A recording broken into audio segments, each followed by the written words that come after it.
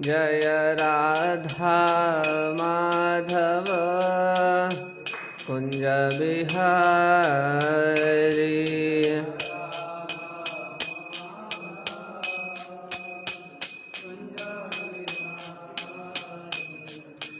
गोपी जनवल्लभ गिरिवरधारी।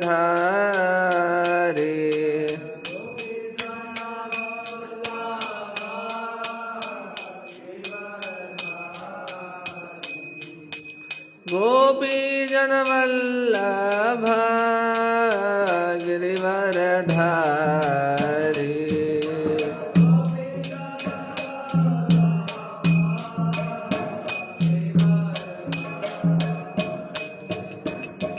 यशोदानंदन ब्रज जनरंजन।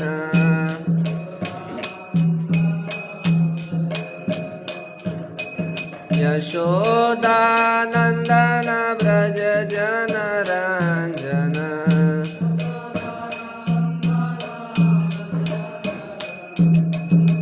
यमुना तीर वनचारी।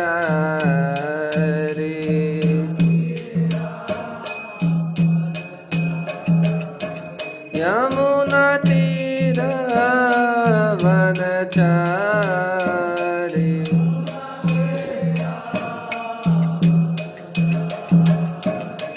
जय राधा माधव कुंज बिहारी।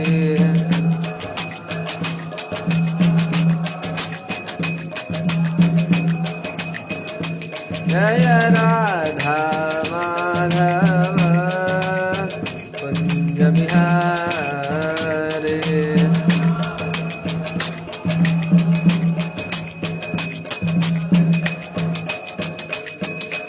गोपी जनवल्लभ गिरिवरधारी।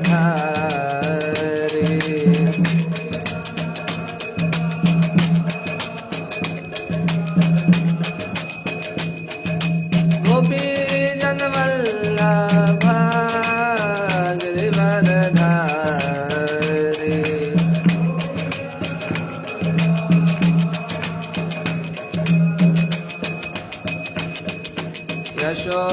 यशोदानंदन ब्रज जनरंजन।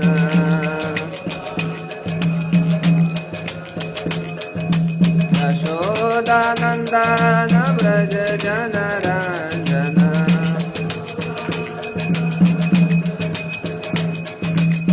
यमुना तीर वनचारी।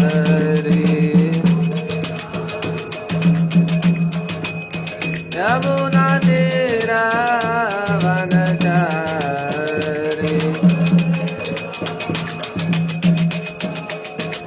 जय राधा माधव कुंज बिहारी।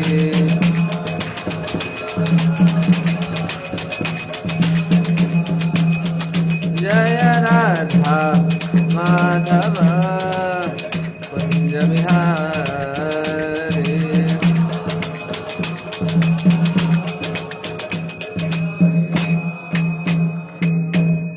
जय श्री राधा माधव भगवान की जय। श्रील प्रभुपाद की।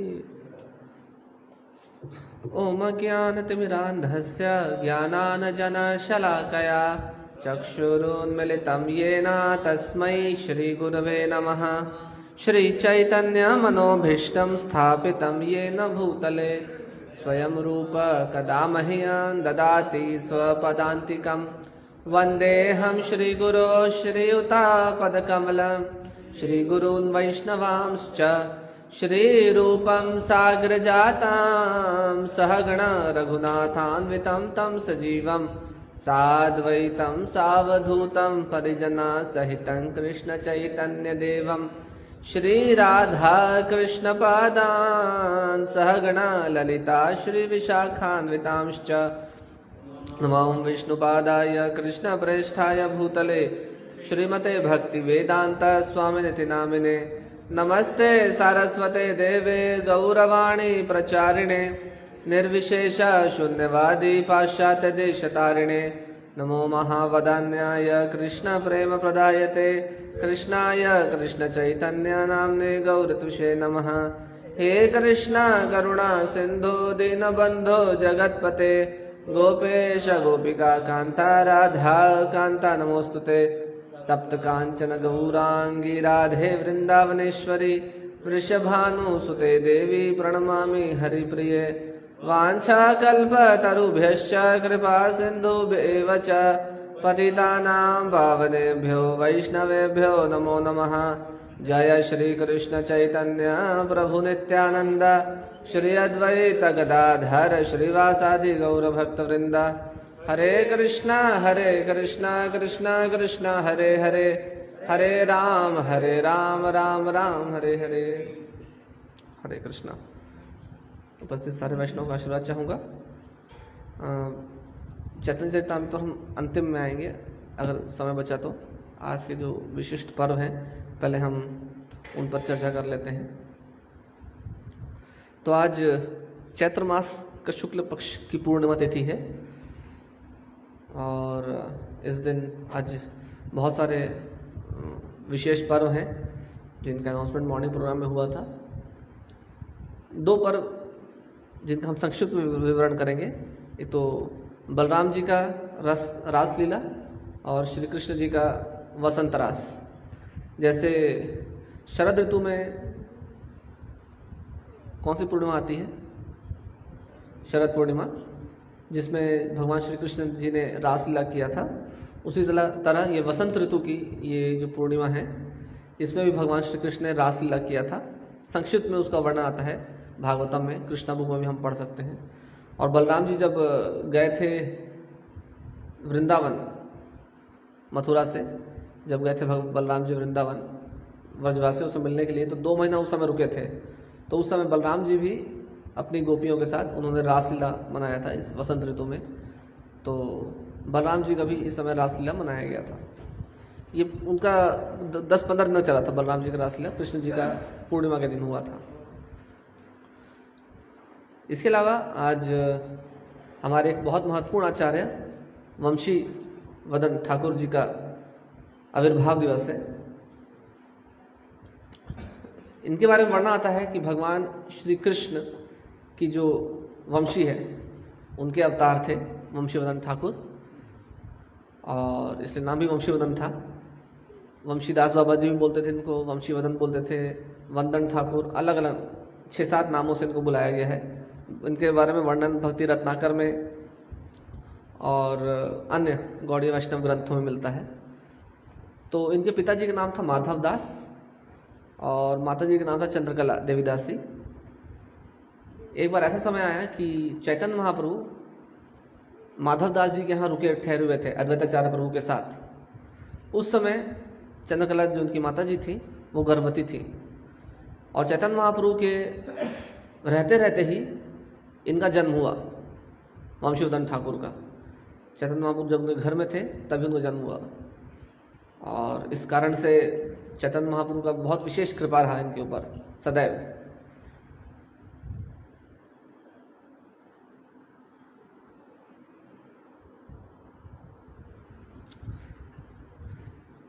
जब चैतन्य महाप्रभु ने संन्यास ले लिया और विष्णुप्रिया देवी को अपने धामेश्वर महाप्रभु का जो विग्रह दे दिया था, उसके बाद चले गए। और उस समय वंशीवदन जी जो हैं वो विष्णुप्रिया देवी के सर्वेंट बन करके उनके साथ रहते थे, उनके सेवक बन करके। तो एक बार विष्णुप्रिया देवी और वंशीवदन ठाकुर ने सोचा कि चैतन्य महाप्रभु बिना रहा नहीं जा रहा है, चलो आत्महत्या कर लेते हैं कुछ जहर खा करके। दोनों ने डिसाइड कर लिया, सेवक ने भी और उनकी स्वामिनी ने भी, कि आत्महत्या कर लेंगे। पर चैतन्य महाप्रभु ने उनको दर्शन दिया, प्रकट हुए और बोला कि तुम लोगों का विचार उचित नहीं है, जिस तरह से जी रहे हो उसी तरह जीते रहो और मेरा कुछ और प्लान है आप लोगों के लिए। तो फिर अपनी उनकी आज्ञा को पा करके उन्होंने सुसाइड का प्लान कैंसिल कर दिया, आत्महत्या का प्लान कैंसिल कर दिया दोनों ने, और फिर अपना जीवन यापन करते रहे। कालांतर में इनके 2 पुत्र हुए वंशीवर्धन ठाकुर के। एक का नाम रखा चैतन्य दास, दूसरा का नाम रखा निताई दास। तो ये और इनके वंश में एक और कोई पुत्र आए जिनको जानवा माता जी ने गोद लिया था और अपना अनुयायी उत्तराधिकारी बना करके आगे उनको शिक्षा दीक्षा दिया जानवा माता जी ने। उनका नाम मुझे अभी याद नहीं आ रहा है, आएगा तो बताऊंगा। तो शायद यही चैतन्य महाप्रभु का प्लान था कि जानवा माता जी को उत्तराधिकारी देना है, इसलिए महाप्रभु ने उनको आत्महत्या करने के लिए मना कर दिया था। कालांतर में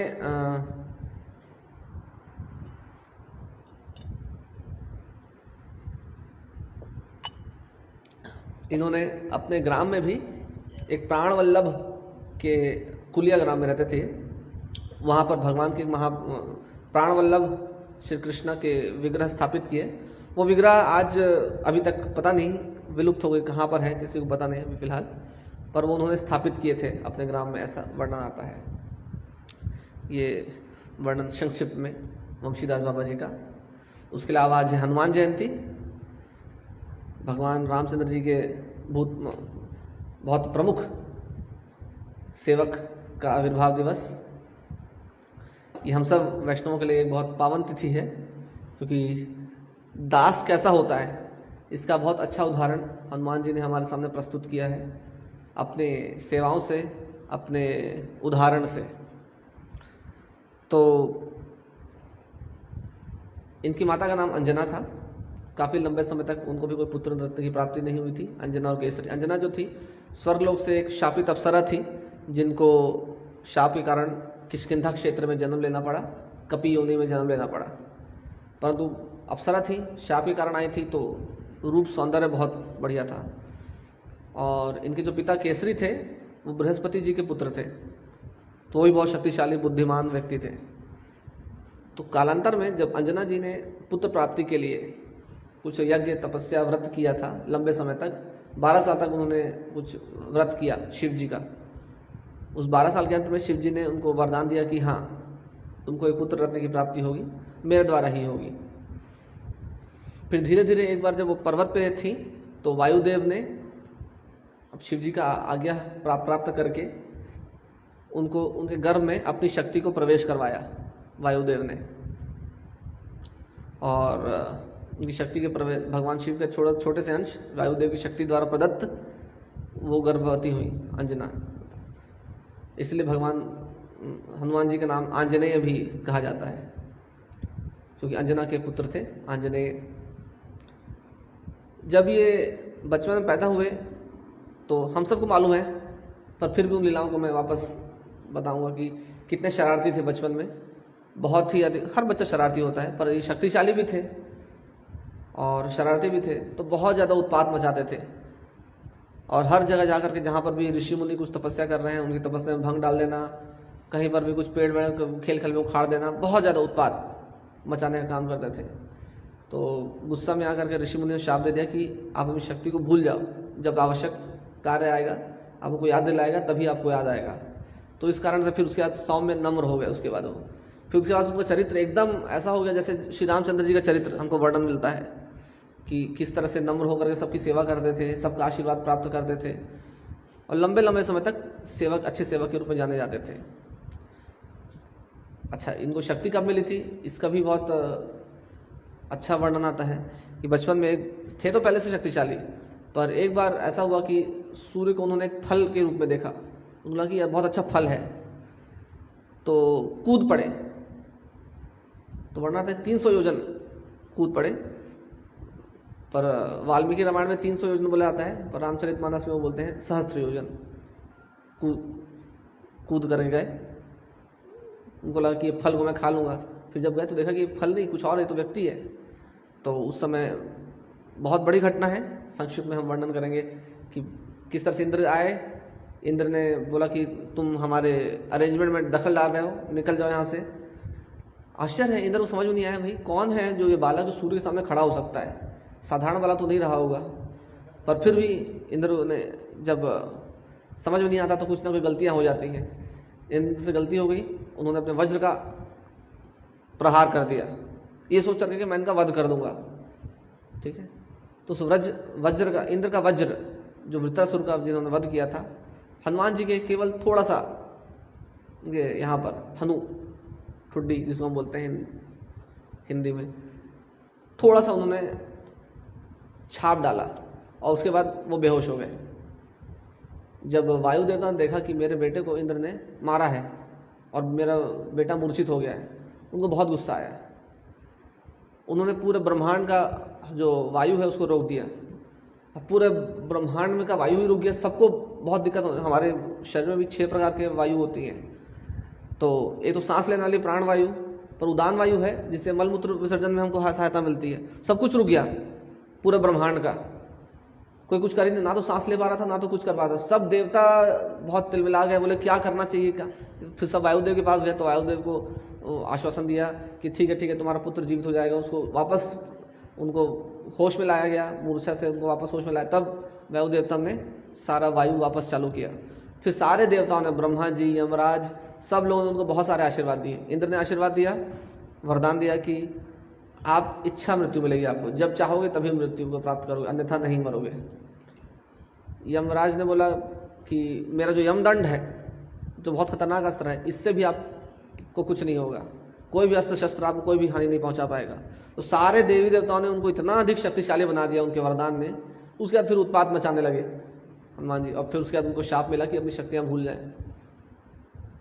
कालांतर में जब धीरे धीरे जब भगवान रामचंद्र जी को, अभी तो हमने सुना था महाराज जी के द्वारा अयोध्या कांड में, जब भगवान रामचंद्र जी को वनवास भेज दिया गया, तो वनवास में जब रावण ने सीता का अपहरण कर लिया, उसके बाद वर्णन आता है कि कैसे श्री रामचंद्र और लक्ष्मण जी सीता की खोज में दक्षिण दिशा की तरफ जाने लगे। जटायु ने कहा था उनको कि दक्षिण दिशा की तरफ रावण उड़ करके गया है। तो रामचंद्र जी और सीता दोनों जाने लगे, लक्ष्मण, रामचंद्र जी और लक्ष्मण जी दोनों दक्षिण दिशा की तरफ जाने लगे। जा रहे थे, उस समय जब किष्किंधा क्षेत्र में आए तो वहाँ पर पर्वत के ऊपर सुग्रीव पहले से ही डरे डरे बैठे हुए थे अपने सारे अनुचरों के साथ, क्योंकि वाली से उस समय उनको बहुत डर लगता था कब कैसे आ करके मुझे मारेगा। और जब राम और लक्ष्मण आए तो उनको लगा कि शायद वाली अपने किसी दूतों को भेजा है। तो हनुमान जी बोला जाकर देखो कौन है वो। हनुमान जी ने एक ब्राह्मण का वेश धारण करके आए, और हनुमान जी 8 प्रकार के व्याकरण के ज्ञाता थे, तो काफ़ी विद्वान व्यक्ति थे। सूर्यदेव से उन्होंने विद्या ग्रहण किया था, बृहस्पति जी से भी आशीर्वाद लिया था। सूर्यदेव, और विद्या भी कैसे ग्रहण किया था, सूर्यदेव जिस स्पीड से चलते हैं, सूर्यदेव के साथ उसी स्पीड से चलते चलते उन्होंने विद्या ग्रहण किया। तो अभूतपूर्व उनका कैपेसिटी था। तो संस्कृत से मैं बात करने लगे रामचंद्र जी से, ऐसे कि सभ्य मनुष्यों की तरह। तो भगवान रामचंद्र जी ने बताया कि मैं राम हूँ, लक्ष्मण ये लक्ष्मण हैं। और अलग अलग वर्जन्स आते हैं। एक वर्जन में ऐसे कि रामचंद्र जी ने पहचान लिया उनको कि आप हनुमान हैं, और एक वर्जन में ऐसा वर्णन आता है कि जब रामचंद्र जी ने अपना परिचय दिया तब उनको वो आश्वस्त हो गए कि हाँ ये रामचंद्र जी हैं। बहुत उनको प्रसन्नता हुई, और फिर वो स्वयं वो सुग्रीव के पास ले गए।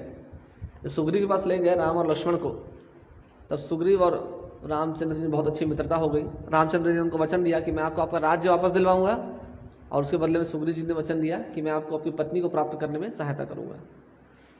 भगवान रामचंद्र जी ने वाली का वध कर दिया, और तत्पश्चात सुग्रीव जी को राज्य मिल गया। और राज्य मिलने के बाद हमको मालूम है सुग्रीव जी भोग विलास में लिप्त हो गए।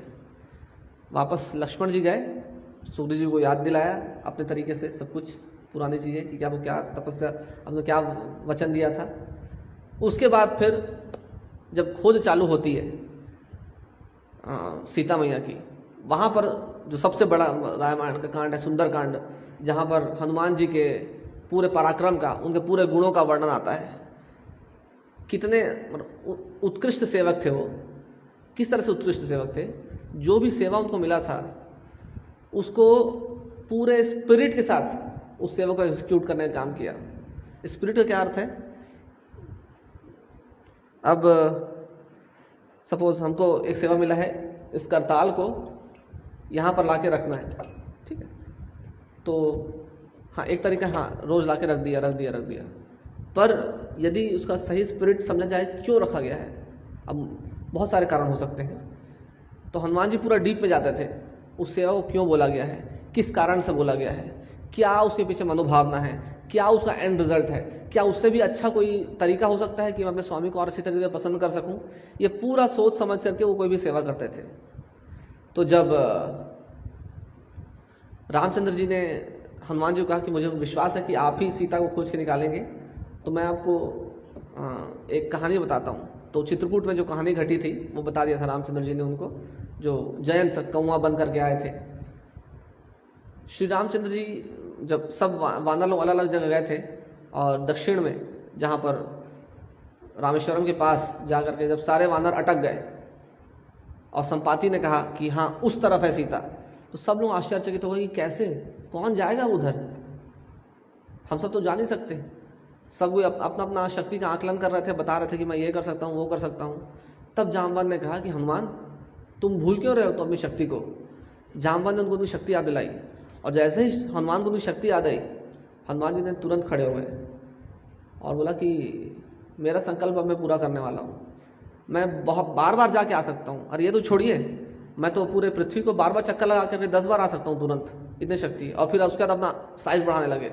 ऐसा वर्णन आता है कि अपने शरीर को खींच खींच करके, ऐंठ करके अपना आकार बढ़ाने लगे, और इतना बड़ा हो गया उनका आकार कि सब लोग को आश्चर्य हो। सारे वानरों को पता नहीं था, अरे हमारे बीच में इतना शक्तिशाली योद्धा है, कभी महसूस नहीं किया। उनको पता था हाँ हनुमान में शक्ति है, लेकिन ये शक्ति पहली बार सारे वानर देख रहे थे। सब के सब प्रसन्न हो गए। हनुमान जी महेंद्र पर्वत पर चढ़े। महेंद्र पर्वत पर्वतों की श्रृंखला है जो दक्षिण भारत में तटीय इलाकों पर है। महेंद्र पर्वतों की श्रृंखला, महेंद्र पर्वत की एक चोटी पर चढ़े और कूद पड़े, जय श्री राम का नारा लगा करके। और जब कूद पड़े, हवाई मार्ग से जा रहे थे, तो हम सबको मालूम है 3 विघ्न आए उनके पास। सिम्हिका, सुरसा, सिम्हिका जिसका वध कर दिया। सुरसा हाँ उनके भगवान उनके मुंह से निकल करके आ गए, क्योंकि वो फालतू में उलझना नहीं चाह रहे थे। आवश्यक जितना है, जैसे मैं कोई भी सेवा करना है तो लक्ष्य को केंद्रित करके वो हमेशा केंद्रित रहते हैं। वो लक्ष्य क्या है, मेरा सीता जी को खोज के निकालना। वध करना है तो वध करेंगे, वध के बिना काम चल जाएगा तो वो भी करेंगे, ठीक है। तो सुरसा के केस में उन्होंने कोई झगड़ा वगड़ा नहीं किया, सीधा मुंह में अंदर घुसे, बाहर निकल आए, आगे बढ़ चले। जब पहुंचा लंका के द्वार पर, 100 योजन पार करके, वर्ण आता है 100 योजन कूद करके जब गए तो लंकिनी मिली। लंकिनी बोला तुम प्रवेश नहीं कर सकते। इतना एक थप्पड़ मारा उन्होंने हनुमान जी। लंकिनी को ऐसा थप्पड़ कभी खाया नहीं था लंकिनी ने। उनको समझ में आ गया कि अब राक्षसों का विनाश का समय आ गया। मुझे बोला गया था जिस दिन एक असुर के प्रहार से एक वानर के प्रहार से तुम जमीन पर गिर पड़ोगी, उस दिन समझना कि राक्षसों का काल का समय साथ चालू हो गया है। मुझे समझ में आ गया, ठीक है आप जाइए। प्रवेश दे दिया लंकिनी ने। जब हनुमान जी अंदर गए लंका में, तो सीता जी को खोजने के लिए अलग अलग प्रयत्न कर रहे थे। तो हनुमान जी क्या कर रहे थे, 3-4 चीजें एक साथ कर रहे थे। एक, पूरे लंका का जो सिटी है उसका नक्शा अपने दिमाग में बैठा रहे थे। दूसरा, रावण की शक्ति का सही आकलन करने का प्रयास कर रहे थे। कितनी सेना है, थल सेना, वायु सेना, जल सेना कितनी है, क्या है, ठीक है। जब अटैक करेंगे तब काम आएगा ना सारा डिटेल, ठीक है। तीसरा, सीता को खोजने का प्रयास कर रहे थे। चौथा, कोई मिल सकता है क्या जिससे हम थोड़ा एलाइस ट्रूस करके हमारा काम निकलवा लें। तो ये सारे कार्य उनको बोला गया था केवल सीता को खोजने के लिए, पर वो सारे कार्य तैयारी करके आए थे, सब कुछ एक साथ कर रहे थे। उत्कृष्ट सेवक थे हनुमान जी। यह बात मैं कह रहा था कि वो जब कोई सेवा करते थे तो पूरी तरह से अपने सेवा में फोकस्ड हैं। इसका मतलब ये नहीं कि स्पिरिट को ही भूल गए सर्विस का, या अपने सर्विस करते करते बाकी सब चीज़ें आवश्यक जो हो सकती हैं उसको छोड़ दिया। एक साथ सारी चीज़ें कर रहे थे। तो लंका में अलग जगह घूम रहे थे, सारी रानियों के महल में गए, फिर रावण के महल में गए। जब रावण के महल में बहुत सारी सुंदर स्त्रियों को लेटे हुए देखा, और मंडोदरी को देख करके उनको ये सीता हो सकती है, और बहुत प्रसन्न हो गए कि मैंने सीता को ढूंढ निकाल लिया। लेकिन उनको लगा कि ऐसे कैसे हो सकता, इतना आसानी से शांति से सीता सो कैसे सकती है राम जी के वियोग में। नहीं, सीता नहीं हो सकती। उनको कन्फर्म हो गया। फिर गए और ढूंढा तो विभीषण जी का महल मिला उनको। तो बोले लंका में ये क्या चल रहा है। लंका में उन्होंने क्या देखा कि दिन के समय, जब दिन के समय घूम रहे थे, सब कुछ शांत था लंका। और जैसे जैसे रात बढ़ते आया, चहल पहल बढ़ने लगी, पार्टीज होने लगी और सारे असुर उठ खड़े हुए। तो समझ में आया असुर ऐसे ही होते हैं, रात के समय एक्टिव तमोगुणी है और दिन के समय एकदम बिल्कुल ढीले ढाले। तो पहला वीकनेस उन्होंने असुरों को ढूंढ के निकाला। ठीक है, तो जब उन्होंने देख लिया, समझ लिया, लंका को पूरा जान गए, सोने की लंका है, पूरा स्वर्ण नगरी है। फिर कालांतर में सीता को खोजते खोजते कहाँ हो सकती सीता, ये सोचा उन्होंने, और कहाँ, तो अशोक वाटिका में पहुँचे, रावण की जो बहुत प्रिय अशोक वाटिका थी। रावण को जब देखा हनुमान जी ने, इतना सुंदर रावण, इतना शक्तिशाली, बलशाली, बलिष्ठ, वो देख करके लगा हनुमान को, अगर ये भगवान का सेवक हो गया होता, कितना सेवा कर लिया होता। पर मूर्ख जो असुर बना पड़ा है। और जब अशोक वाटिका में पहुंचे तो अशोक वाटिका में उन्होंने देखा कि एक बहुत बड़े अशोक, एक बहुत बड़े पेड़ के नीचे में सीता मैया बैठी हैं और रावण उनसे बात करने के लिए आ रहा है। रावण आए और सीता से बात करना चालू किए। रावण ने कहा, सीता तो तुमने कुछ सोचा मेरे प्रपोजल के बारे में? तो सीता बोली, क्या प्रपोजल और क्या सोचना, तुम अपने आप को राम के सामने क्या समझते हो? सीता ने इतना ज़्यादा रावण का अपमान किया, पूरा तुलना करके बताया, वो स्वर्ण है, तुम लोहा भी नहीं हो, वो महेंद्र पर्वत है, तुम छोटे से गड्ढे हो। इस तरह से अनेक उपमाएं देकर के रावण को इतना अपमानित किया। रावण को बहुत खराब लगा कि इतना। रावण ने फाइनली बोला, मैं तुमको 2 महीने का समय दे रहा हूँ, या तो स्वेच्छा से मेरी पटरानी बन जाओ, या फिर ये सारी जो असुरियाँ हैं ये तुमको बोटी बोटी करके खा डालेंगे, तुम डिसाइड करो। तो सीता बहुत ज़्यादा दुखी थी। रावण इस तरह से चले गए। फिर सारी जो असुरियाँ हैं उनको रावण बोल गए, देखो तुम में से जो भी इसको मना लेगा मुझसे विवाह करने के लिए, मैं उसको बहुत इनाम दूंगा। तो सारी असुरियाँ अपने अपने प्रयास में लग गई, डराने के, साम दाम दंड भेद सब कर रहे हैं सीता मैया के साथ। सीता को बहुत दुख हो रहा है। तो रावण ने जब हनुमान जी ने जब ये सब देखा तो उन्होंने देखा कि अब मैं सीता तक मैसेज कैसे पहुंचाऊं। उन्होंने सोचा क्या सबसे सही उत्तम तरीका रहेगा। यदि मैं सीधा इन असुरियों के बीच में पहुंच जाता हूं तो सब जगह न्यूज़ फैल जाएगी, अरे ये कोई वानर आ गया है, राम जी का दूत आ गया है, तो युद्ध चालू हो जाएगा तुरंत। तो मैसेज तो मैं दे नहीं पाऊंगा, युद्ध फालतू का हो जाएगा। और सीता जी इतनी ज़्यादा दुखी हैं, अगर इनको आज में सांत्वना नहीं दिया तो हो सकता है कि आज ही वो अपना प्राण त्याग दें। इसलिए मैसेज देना जरूरी है। और अगर मैं सीता जी को मैसेज दूँ, सीधा जाके बोलूँ कि मैं राम जी का दूत हूँ, या बिना मैसेज के लौट जाऊँ तो आज ही अपना प्राण त्याग देंगी। और वो ऐसा भी संदेह कर सकती है ना कि ये तो रावण ही दूसरा रूप लेकर के आया था। अगर मैं संस्कृत में बोलने लगूँ इनसे, असुर लोग कम समझते हैं संस्कृत, अगर मैं संस्कृत बोलूँ तो सीता जी को डाउट हो जाएगा कि ये रावण है। तो अयोध्या के आसपास वाली जो बोली है उसमें मैं बात करूँगा। उन्होंने डिसाइड किया उस बोली में बात करूँगा। फिर कौन सा रूप लेकर के जाऊँ और कौन से समय में जाऊँ। तो उन्होंने क्या सोचा कि थोड़ा सारे असुरियों को थोड़ा शांत होने दो, उसके बाद जब सारे असुरियाँ शांत हो जाएंगी उसके बाद मैं जाऊँगा सीता मैया से बात करने। तो उचित समय की प्रतीक्षा करने लगे, करते रहे। जब देखा उन्होंने कि अब सही समय आ गया है, तब उन्होंने सबसे पहले श्री रामचंद्र जी का गुणगान का वर्णन चालू किया बिना प्रकट हुए। सीता मैया जब श्री राम, और धीरे धीरे कि सीता मैया बस सुन सके, बहुत ज़्यादा तेज आवाज में नहीं। तो सीता मैया ने सुनना चालू किया, उनके मन में एकदम हर्षोल्लास आने लगा, बहुत खुश होने लगी। उनके रूप का वर्णन था सीता मैया, उनके घुंघराले बाल थे, जो पूरा लंबे लंबे घुंघराले बाल थे। तो उन्होंने जब अपना सर उधर उधर देखना चालू किया तब उनका चेहरा निकल करके आया, बहुत सुंदर उनका चेहरा। और परंतु क्या है कि बिना कुछ खाए पिए, कुछ खा पी नहीं रही थी और बहुत दुबली पतली हो गई थी। इस कारण सीता मैया, काफ़ी लंबा समय हो गया था उनको रावण का अपहरण किए हुए। अब जब इतना रामचंद्र जी गुणगान किया तो सीता मैया में जैसे वापस जान आ गई, जो बेजान हो गई थी। उसके बाद जो हनुमान है छोटे बंदर के रूप में सीता मैया के सामने प्रकट हो गए, ऊपर से कूद करके। तो सीता को बहुत अच्छा लगा बहुत प्रसन्नता हुई। तो तब हनुमान जी ने अपना परिचय दिया कि पहले पहले पहले उनसे पूछा कि आप लक्ष्मी जी हैं क्या, या कोई अप्सरा है स्वर्ग की? आप तो इतने ज़्यादा मुख में इतना तेज है आपके, और फिर भी ये दुख क्यों? इस तरह से पहले सांत्वना दिया कि आप अपना पोटेंशियल समझिए, अपने आप को समझिए, जानिए, ये दुख आपको या ये निराशा को शोभा नहीं देती। फिर बताया कि वो रामचंद्र जी जिनकी आप पत्नी सीता हैं, उनका वियोग कैसा है, आपके कैसा महसूस कर रहे हैं वो। फिर उन्होंने संक्षिप्त में बताया कि कैसे उन्होंने मुझे बताया कि आपका विवाह हुआ, फिर आप लोग आए, फिर किस तरह से दशरथ ने आप लोगों को भेजा कैकेयी के निर्देशानुसार। ये सब हनुमान जी बता रहे हैं, तो सीता को विश्वास होते जा रहा है। फिर सीता मैया को उन्होंने आश्वासन दिया कि रामचंद्र जी आपको ज़रूर आकर के ले जाएंगे, चिंता मत करिए, ज़रूर रावण का वध कर देंगे। फिर सीता को डाउट हो गया कि तुम सच में राम के दूत हो, कहीं वापस रावण तो नहीं हो तुम? रावण कोई भी रूप ले सकता है।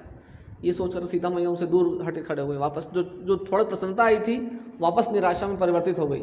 वापस अशोक से अपना सर झुका करके अशोक पेड़ से टिक कर खड़े हो गई वो।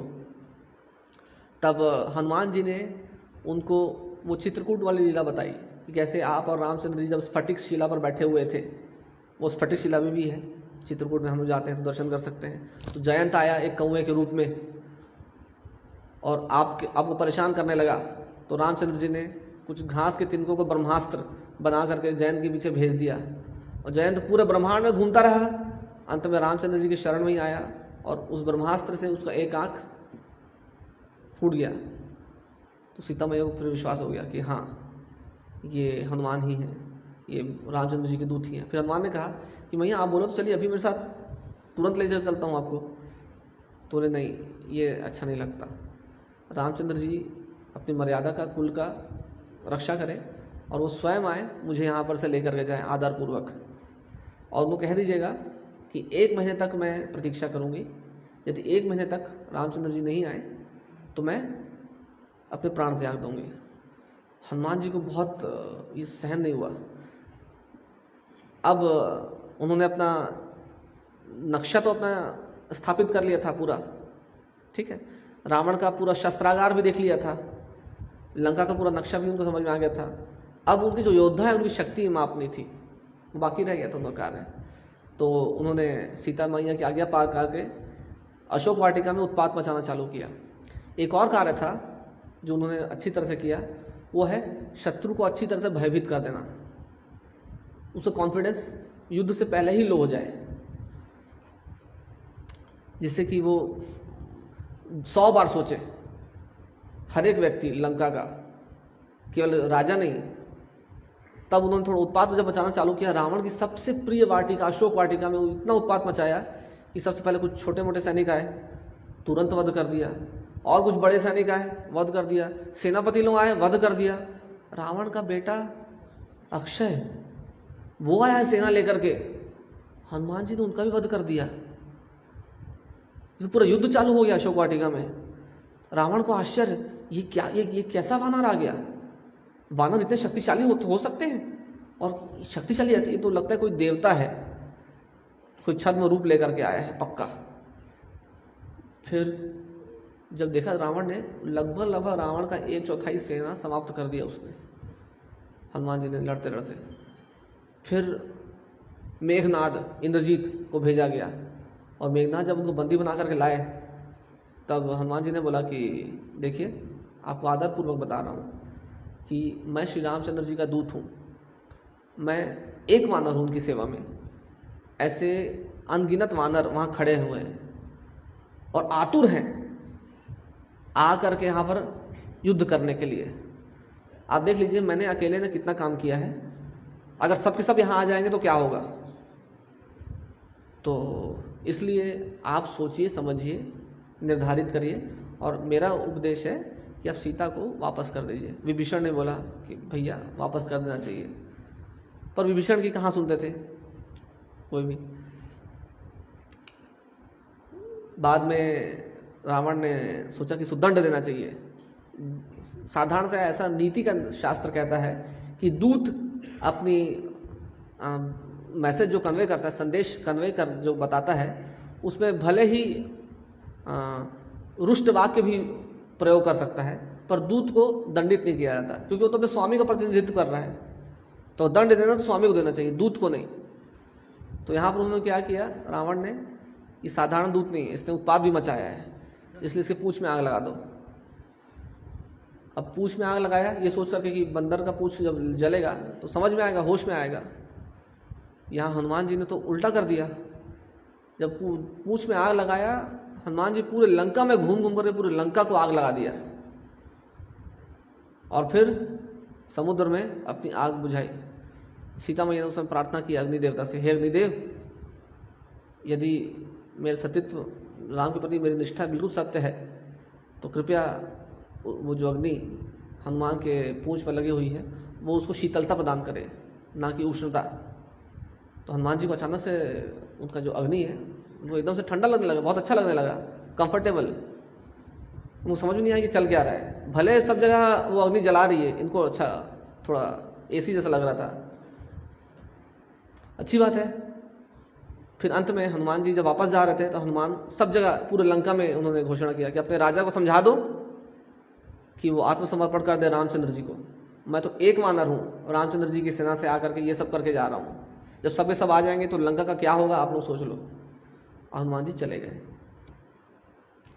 जब इतना उत्पात मचा के हनुमान जी चले गए तो सच में सारे राक्षस लोग मिल करके अपना लंका को, नगरी को वापस बसाने में जुट गए थे। यहाँ पर जब वापस आए हनुमान जी, तब तक सारे वानर, नल, नी, अंगद, जामवान सब प्रतीक्षा कर रहे थे। और हनुमान जी जब आकर के उन्होंने बताया कि हमको सीता मिल गई, सब इतने प्रसन्न हुए कि वापस आते आते वो कूदते फांदते नाचते गाते आ रहे थे। फिर जो बगीचा था उसका, सुग्रीव का, उस बगीचे को अंदर में घुस करके पूरा तहस नहस कर दिया खुशी के मारे। सुग्रीव को बहुत गुस्सा आया, लेकिन सोचा कि अब बंदर है, उन लोग ऐसे ही खुशी मनाते हैं, चलो कोई बात नहीं, सीता तो मिल गई। तो सुग्रीव ने ज़्यादा कुछ दंड वंड नहीं दिया उनको। फिर वापस जब श्री रामचंद्र जी के पहले आने के पहले, उनके समक्ष आने के पहले ही कुछ वानर आकर के बता दिए थे रामचंद्र जी को कि सीता मिल गई। सीता जी ने अपना चूड़ामणि जो है, जो जूड़े का जो बांधा जाता है जिससे स्त्रियाँ, वो निकाल करके हनुमान जी को दे दिया था, बता कि रामचंद्र जी को देने के लिए, बता देना सीता की ये निशानी है। तो हनुमान जी आए और रामचंद्र जी के पांव पड़ करके उनको प्रणाम किया और सीता मैया का संदेश सुनाया। पहले तो उनका व्यथा सुनाया कि कितने दुखी हैं सीता मैया, कुछ खा नहीं रही हैं, पी नहीं रही हैं, और सारे असुरगण उनको हमेशा परेशान करते रहते हैं। कैसा लंका का पूरा माहौल कैसा है वो बताया, सारा स्ट्रेंथ वीकनेस असुरों का वो बताया, क्या क्या किया उन्होंने वो बताया। और फिर सीता जी की जूड़ा देकर कहा कि उन्होंने कहा है कि 1 महीने में यदि आप आकर के उनको छुड़ा करके वापस नहीं लाएंगे तो अपना शरीर त्याग देंगी। रामचंद्र जी सीता का बारे में सुन के व्यथित तो हुए, पर हनुमान की सेवा से बहुत प्रसन्न हुए। उनको समझ में आया कि हनुमान जी ने कितना बड़ा कार्य कर दिया है। मैंने केवल एक कार्य के लिए भेजा था, सीता को खोज करके निकालना है। उन्हें ओवरऑल पता करके आ गए और इतना अच्छा भय बैठा दिया असुरों के मन में कि सोचेंगे, कम से कम विचार तो करेंगे कि युद्ध करना चाहिए या नहीं करना चाहिए। कालांतर में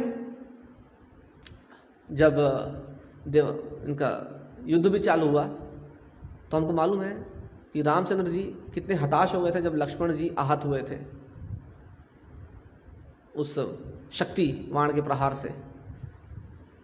जब लक्ष्मण जी इतने बुरी तरह से आहत हुए थे तो रामचंद्र जी तो ये सोच कर रखे थे कि यदि मैं लक्ष्मण को जीवित नहीं देख पाया तो वापस जाने का कोई मतलब नहीं, मैं भी यहीं पर अपना अंतिम संस्कार यहीं पर कर लूँगा, अग्नि में प्रवेश कर जाऊँगा। जिस चिता में लक्ष्मण को रखूँगा उसी अग्नि में मैं प्रवेश कर जाऊँगा। हनुमान जी से रहा नहीं गया। उन्होंने क्या किया, जब उनको पता चला कहाँ से क्या औषधि चाहिए तो उनको पता चला संजीवनी बूटी। संजीवनी बूटी कहाँ मिलती है, ये लंका, जो कि ये श्रीलंका नहीं, उससे और अधिक 100 योजन लंका, वहाँ से गंधमादन पर्वत, जो कि हिमालय के और आगे जो गंधर्वों वाला जो एरिया है वहाँ पर, तो वहाँ से कूद करके रात में आए। हमको मालूम बहुत बड़ी कथा है। गंधर्वों से युद्ध किया गंधर्व बोले, अरे ऐसे कैसे, हमारे एरिया में कैसे प्रवेश कर रहे हो, कौन हो, क्या हो, तुम्हें टाइम नहीं है बताने का मेरे को, अभी जाने दो। तो गंधर्वों ने युद्ध किया, मारा पीटा उनको, फिर पूरा का पूरा पर्वत उठा करके ले आए, क्योंकि समझ में नहीं आया ना कौन सी औषधि है। और फिर लक्ष्मण जी को इस तरह से जीवित किया। रामचंद्र जी का जो उनका एंग्जाइटी है ना, उसको रिलीव करते गए। जहाँ जहाँ रामचंद्र जी, जब उनको बहुत ज़्यादा उत्कंठा थी सीता मैया को खोज के निकाले, कहाँ है सीता, उस समय हनुमान जी काम आए। जब लक्ष्मण को जीवित करना था, करो या मरो की स्थिति थी, डू और डाई सिचुएशन था, उस समय हनुमान जी काम आए। तो इस तरह से अपने स्वामी का मनोभाव समझते हुए पूरा सेवा को पूरे स्पिरिट के साथ, पूरे अच्छी तरह से कैरी ऑन करना, यह हनुमान जी ने किया। एक उत्कृष्ट सेवक, इसीलिए दास रस के बिल्कुल मूर्तिमान स्वरूप है हनुमान जी। अच्छी तरह से सारी सेवा को इस तरह से करते हैं कि पूरी तरह से प्रसन्न कर सके, सबका कल्याण हो सके। ऐसा नहीं कि मेरी सेवा हो गई बाकी सब जाए भाड़ में, मुझे कोई मतलब नहीं है।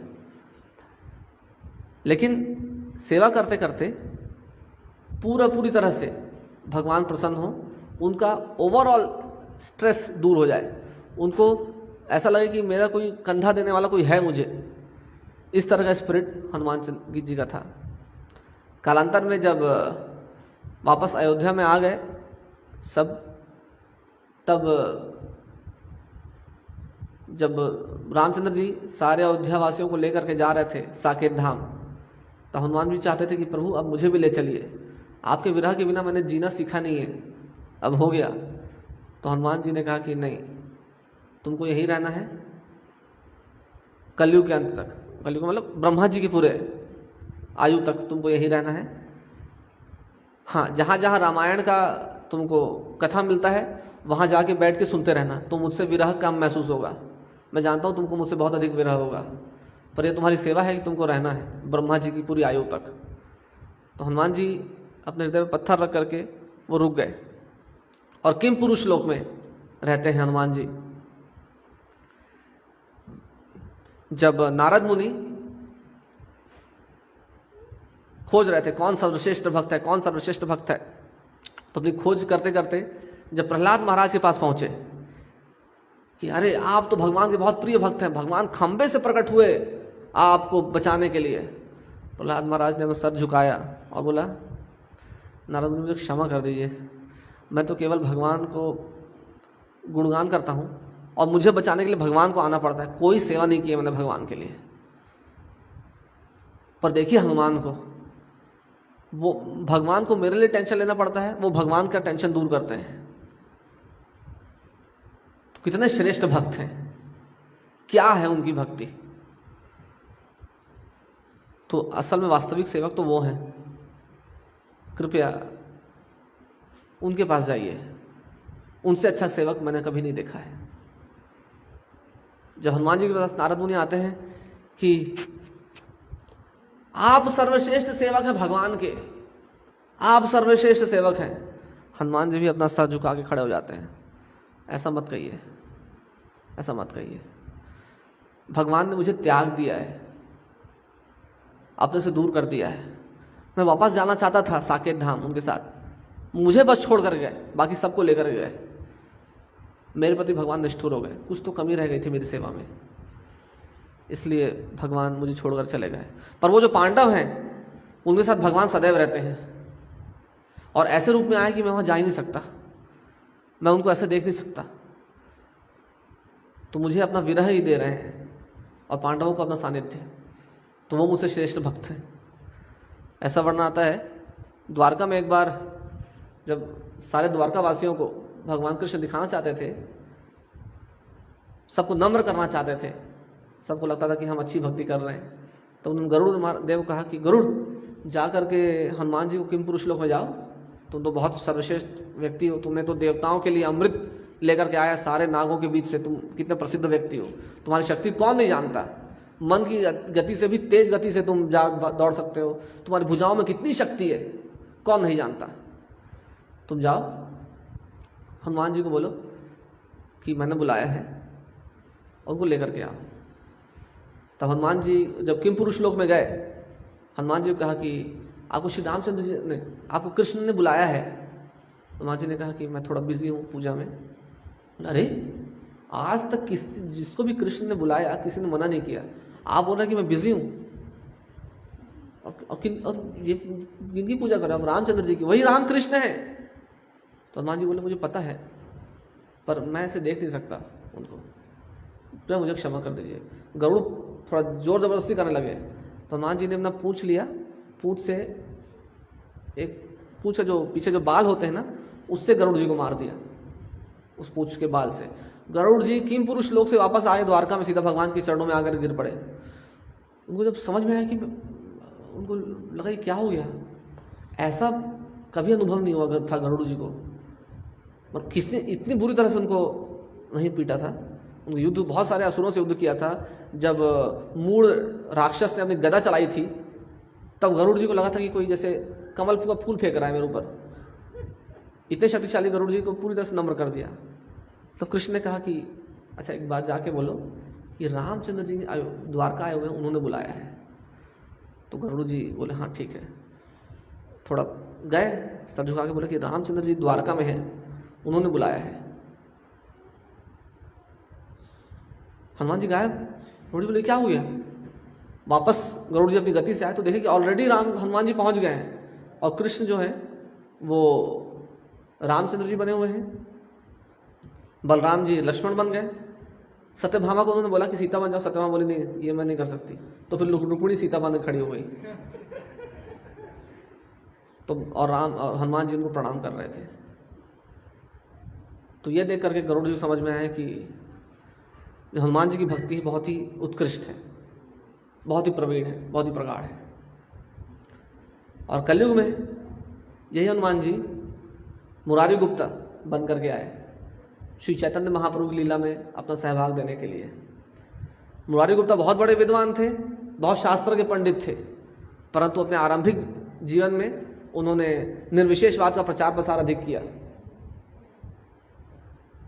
जब चैतन्य महाप्रभु आए, उन्होंने कोई शास्त्रार्थ नहीं किया। शास्त्रार्थ जब करते थे मुरारी गुप्ता के साथ, दोनों शास्त्री पंडित थे, दोनों बहुत लंबे समय तक करते रहते थे, कोई किसी को अधिक पराजित नहीं कर पा रहा था।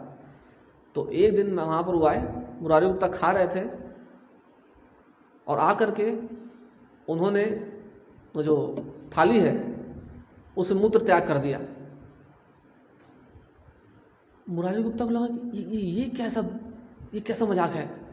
तो बोला कि अगर भक्ति को और ज्ञान को मिलाओगे तो यही है, और भाग गए। बहुत गुस्सा आया मुरारी गुप्ता को, पर जो मैसेज दिया था उस समझ में आया कि ये साधारण नहीं है, ये बालक कुछ तो दिव्य है।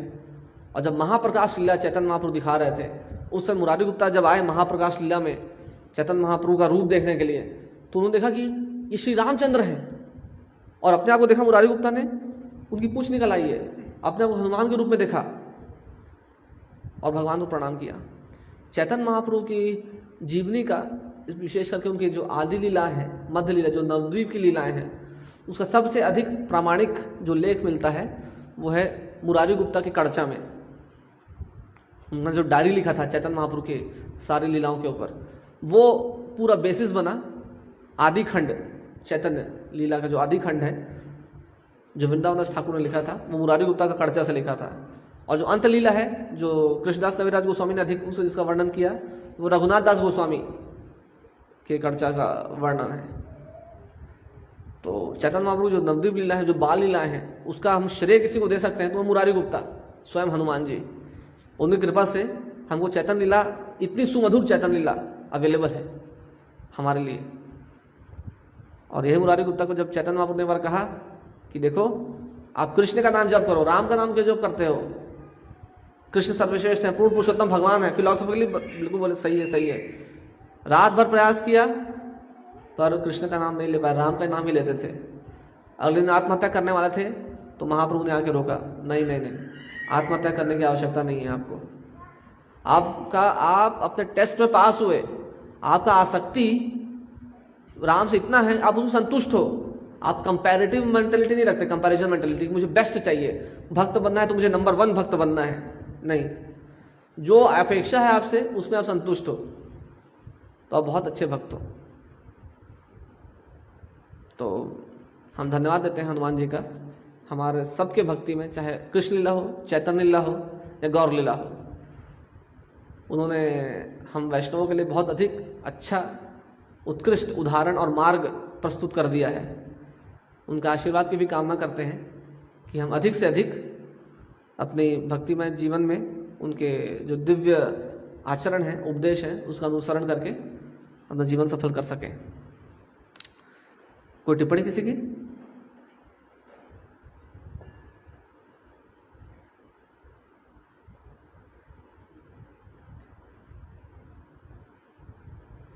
कोई प्रश्न है?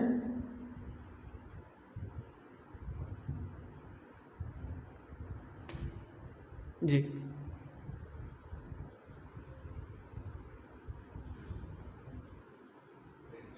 थोड़ा सा रामायण के ऊपर ही हम सुनते हैं कि जब रावण इतना पावरफुल असुर था कि देवता भी उसको परास्त नहीं कर पाते, और फिर जब भगवान ने निर्णय लिया कि वो अवतार लेंगे और सभी देवताओं ने भी अपने अंश अवतार के रूप में आए, तो ये अंश अवतार इतने पावरफुल कैसे हो गए कि जब देवता भी रावण को परास्त नहीं कर पा रहे हैं उनकी शक्ति से, तो ये अंश अवतार जैसे हनुमान बाकी अन्य ये इतने पावरफुल कैसे हो?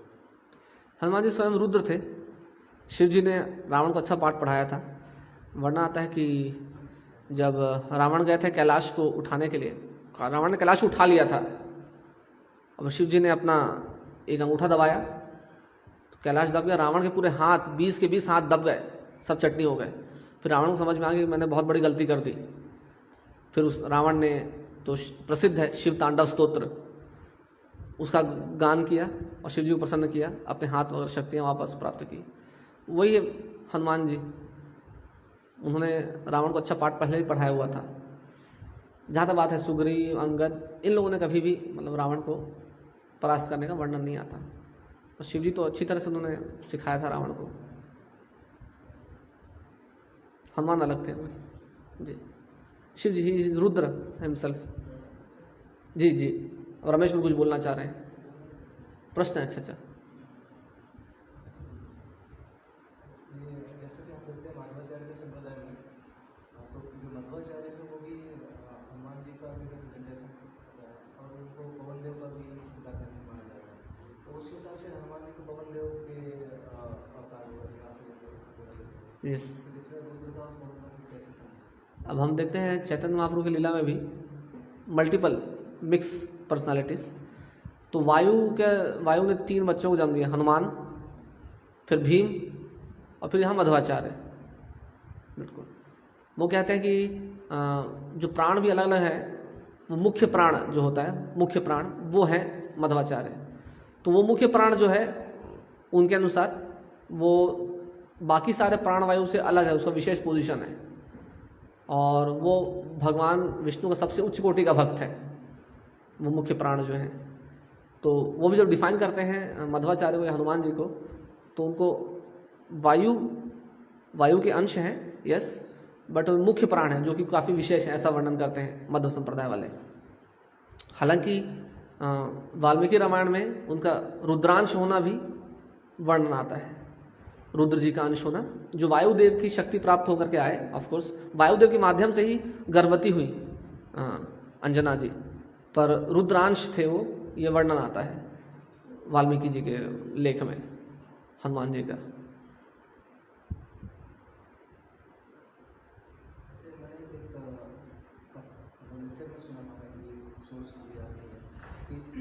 मध्वाचार्य के संप्रदाय में बोलते हैं कि अगला जो ब्रह्मा होने वाले हैं वो पवन देव जी बना रहे हैं, क्योंकि भगवान राम ने उनको आशीर्वाद दिया था। तो वो बोलते हैं कि वो इसलिए आशीर्वाद दिया था क्योंकि हनुमान जी के रूप में उन्होंने सेवा किया था, इसलिए भगवान राम बहुत प्रसन्न थे, बोले आपको इधर ही जाना है, अभी वो भी सेवा करके जाना। अच्छा अच्छा, इसलिए मैं नहीं ये मुझे पता नहीं, ये मुझे भी सोच पता नहीं, ऐसे मैंने सुना था।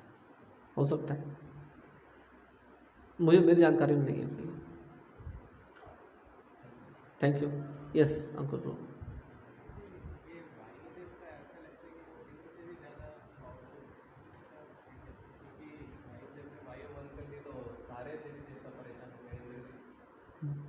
इनका वर्णन है कि वायुदेव जो हैं इनसे भी अधिक शक्तिशाली थे क्या? अब ये कंपैरेटिव एनालिसिस जो है कौन देवता कितना शक्तिशाली है ये तो कहीं पर मैंने देखा नहीं है, सुना नहीं है।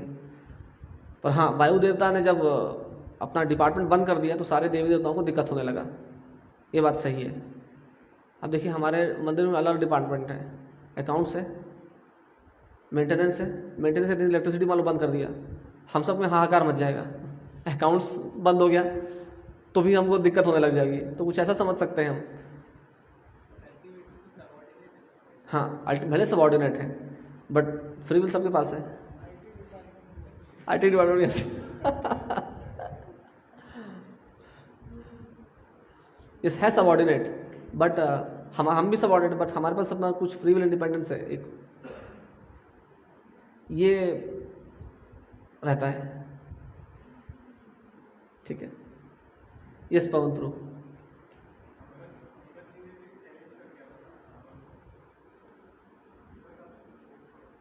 हाँ, अंगद, वो जब अंगद ने पाँव रखा था, हाँ, इसलिए जब दोबारा रावण को फाइनल मैसेज देने जाना था तो राम जी ने बोला कि अब हनुमान को नहीं भेजेंगे, नहीं तो उनको लगा कि एक ही शक्तिशाली वानर है, अभी अंगद को भेजते हैं। उनको पता चला कि और भी लोग हैं, तो फिर अंगद गए और अंगद ने अपना पाँव रखा तो कोई हिला नहीं पाया। तो वापस उनका जो कॉन्फिडेंस था सबको समझ में आ गया कि तो अधिकतर जो बैटल है ना वो माइंड गेम से ज़्यादा जीता जाता है। स्ट्रेटेजी, जितना कॉन्फिडेंस, जितना चीज़ें, कभी कभी शक्तिशाली व्यक्ति भी छोटे किसी कम शक्तिशाली व्यक्ति से हार जाता है, माइंड से अगर हार गया तो पहले ही माइंड गेम बहुत होता है सारे बैटल में। पहले के जो युद्ध होते थे उसमें एक दूसरे के प्रति गुप्तचर भी लोग भेजते थे दूसरे को भेद जानने के लिए। हम मालूम ये गुप्तचरी इन्होंने भी किया, हनुमान जी ने, और रावण ने भी अपने गुप्तचर भेजे थे जिनको पकड़ा गया था, क्योंकि ये सब चीज़ें चलती आ रही हैं। ठीक है, पहले ही उनका कॉन्फिडेंस डाउन कर देना, जिससे लड़ने के पहले ही आदमी हार जाए। ठीक है, बहुत बहुत धन्यवाद। श्री हनुमान जी की जय, हनुमान जयंती महोत्सव की जय। हरे कृष्णा।